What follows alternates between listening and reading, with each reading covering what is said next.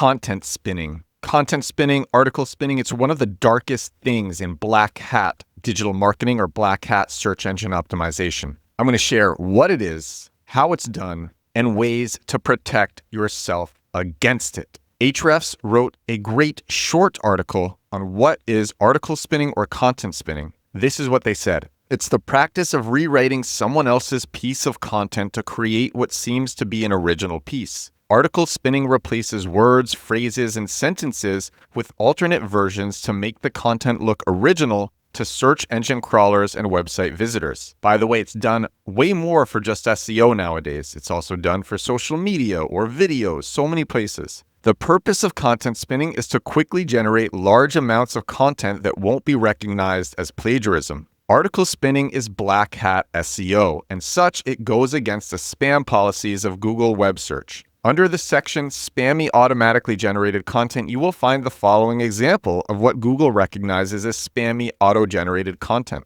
Google says this is text generated using automated, synonymizing, paraphrasing, or obfuscation techniques. Using content spinning can result in a manual action for your website. Despite that, it remains a relatively common practice. Most often, it's done using content spinning software. Here is an example of content spinning using a free online tool. And there's this example shared. I'll just share the first sentence. So the original is indirect marketing is marketing where you're not trying to explicitly sell a product or service. And then the spun content is, and this is the stolen content, it's circuitous showcasing is promoting where you're making an effort to not expressly sell an item or administration. And this is done in a very bad way, clearly. As you can see, this is what the article says. As you can see, the quality is very low. However, there are advanced tools that create pretty decent copies. The issue with the content spinning tools is that they cannot recognize context and can alter words and phrases in a way that makes very little sense or completely misses the original text meaning. And they're not even saying the second issue is that it's literally stealing. But and there's a second type of article spinning, though, a manual process known as rewriting, where the writer is tasked with putting a new spin on an existing piece of content and making the new version more readable and natural sounding. So now there's a section called, Is Article Spinning Important for SEO? What a good question. And this is what this says. Article spinning is nothing more than carefully disguised plagiarism. People who deliberately use this tactic are aware of that and still choose to take the easy approach rather than putting effort into creating original content. There was a time when article spinning was a common practice because it didn't raise any red flags with Google's algorithm. That was the early 2000s. Now Google's algorithm has become much better at recognizing spam and demoting pages with duplicates and otherwise thin content in search results. Despite Google's tremendous efforts and success in fighting computer-generated content, some black hat SEOs still use article spinning and get away with it. By the way, you will probably, when you heard computer-generated content, now you're thinking about AI. And now that you know that Google doesn't like spun content and why spun content is a problem for searchers and that the context is sometimes messed up or the meaning is sometimes messed up, you can understand why Google might not like AI-generated content as well, because it's the same thing. The context is often messed up. The meaning is often messed up. I shared in a recent episode the insane inefficiencies of AI crawlers. That was episode 536. And the thing is, ChatGPT and others, they're using content data that is no longer relevant, where new data has replaced it, but they don't have that. They're trained off old caches and old data. There are so many problems. We've all seen hallucinations. One of the reasons I'm very good at search engine optimization and others like me are very good is because people like us, we know the history of Google. And so that allows us to infer Google's motives and Google's goals and what Google wants for its searchers. And so then we can make better stuff to please searchers and to please search intent. So back to this Ahrefs post, and we're almost done. Despite Google's tremendous efforts and success in fighting computer-generated content, some black hat SEOs still use article spinning and get away with it. It is commonly used to create a large number of posts quickly.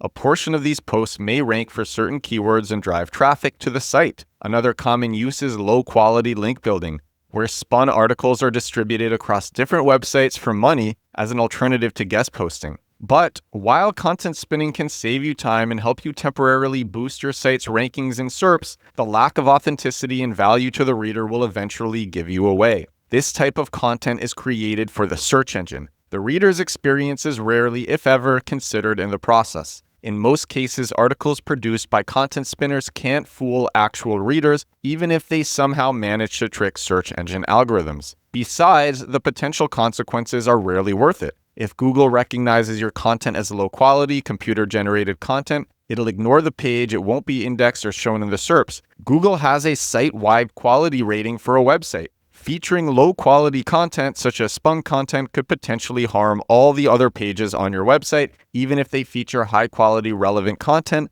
that would otherwise rank well. Your website can get penalized for it. Google has a specific penalty for thin content with little value, including Spun content. What to do instead? Here's how to reuse content and stay within Google's guidelines. 3 alternatives. 1. Repurpose your own content. Rather than resorting to article spinning, there are ways to repurpose your existing content, be it parts of it or an entire piece, to get more out of it, typically by presenting it in a new format. That way you can take advantage of what you already have and give it quote-unquote new life. For instance, a part of your existing blog post might be used as a social media post, or you can take the key facts and statistics outlined in one of your articles and turn them into an infographic that you can share on different platforms. You can still save time on content creation, but instead of repurposing someone else's content without giving them credit, you do so by recycling your own work. You can actually cover other people's content. That's done all the time. Most of the time, you just link out to the website that originally did the research, but then you're not getting their keywords.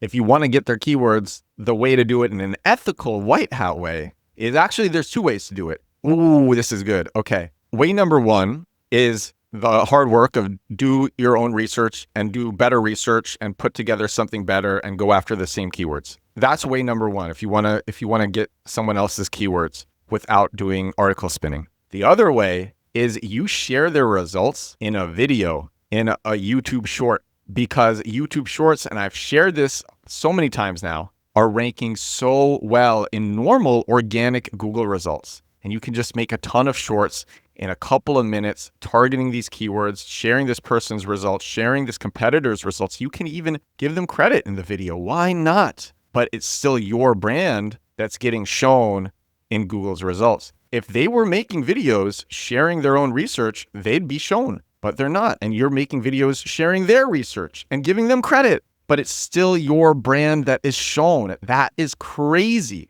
And you can get those keywords instead by doing that. If you want to hear more about this, I made an episode. It's called Google Doesn't Want You to Know This Is Possible. That's episode 532 of this podcast. And I share how I take up 3 out of the 4 top positions in a Google SERP for one keyword just using video. It's insane. So back to this article, you can also cover a topic from a different angle. You should refrain from content spinning. That does not mean you cannot be resourceful in your SEO efforts though. And that's where reimagined content comes in. In some cases, you can cover the same topics as someone else. But rather than spinning it, you can expand on some issues outlined in the existing piece of content and cover them in greater detail, or cover the topic from a different, unique angle using your voice. This is very similar to what I was saying. This approach works provided you can give the content a unique touch and new perspective. Most importantly, it will not be marked as duplicate content because the existing piece served as nothing more than inspiration and a jumping off point for your take on the matter. And finally,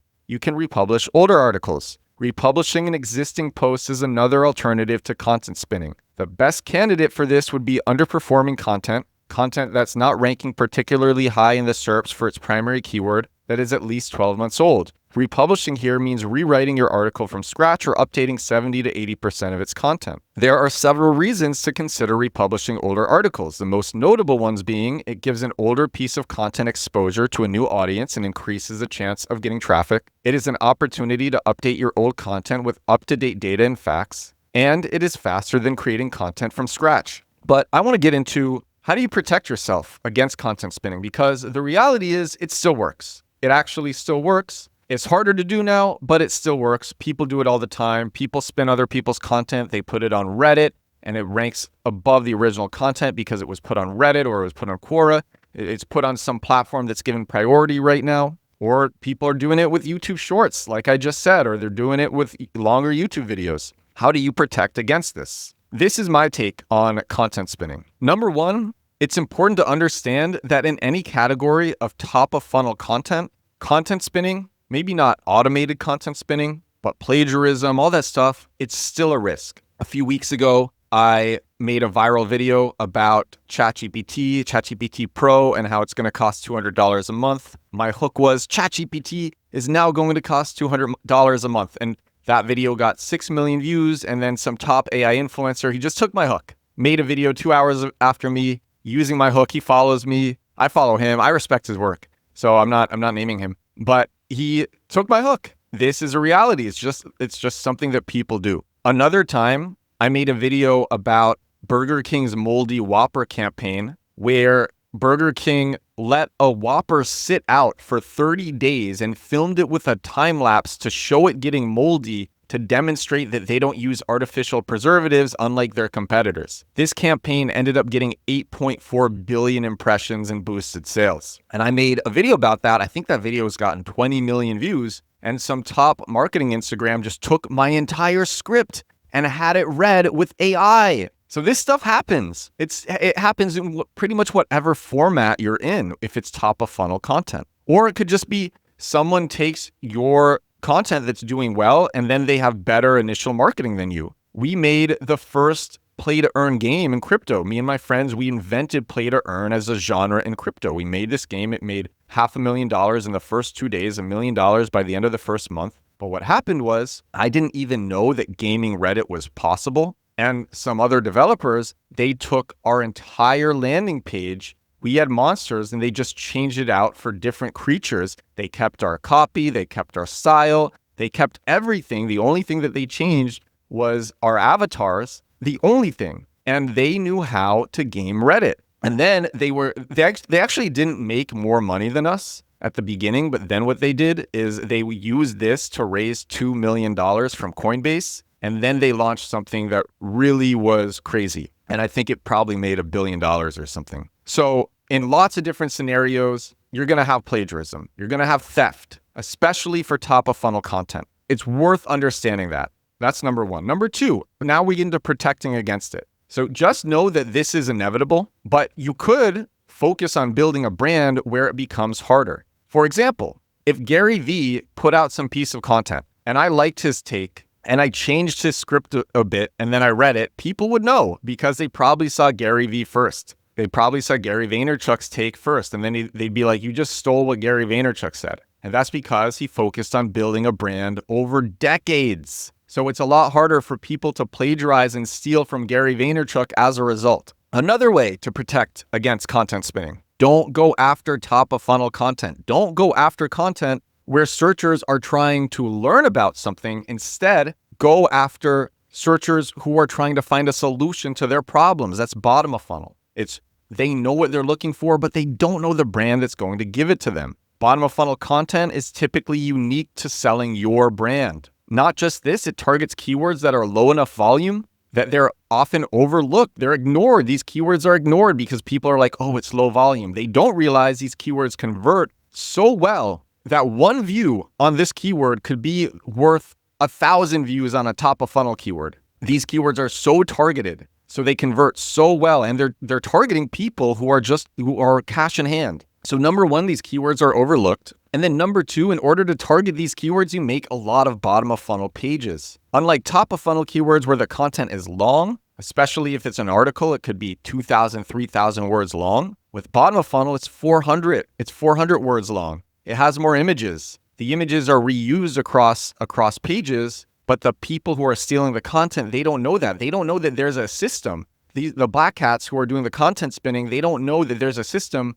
for creating these pages so that it could be expedited. It's very hard to see that. So the creation for stealing this bottom of funnel content, it's just too much of a pain. And the SEOs think that the pages aren't worth it because the keywords don't get that much traffic compared to the top of funnel keywords. They don't realize that the keywords are money keywords that are worth way more money. So spinning bottom of funnel pages, it's a lot less straightforward and requires more tact than spinning top of funnel pages. So the two ways to protect against it: build a brand, invest in building a brand, understand that this is going to happen, and then target bottom of funnel keywords. If you want to learn about targeting bottom of funnel keywords, I've been making a program on bottom of funnel search engine optimization using websites, using video, using other platforms. And I've been making it since February of this year. It's December 28th now. I started making this in February, and it will probably come out in the next week, maybe week and a half. It's crazy. It's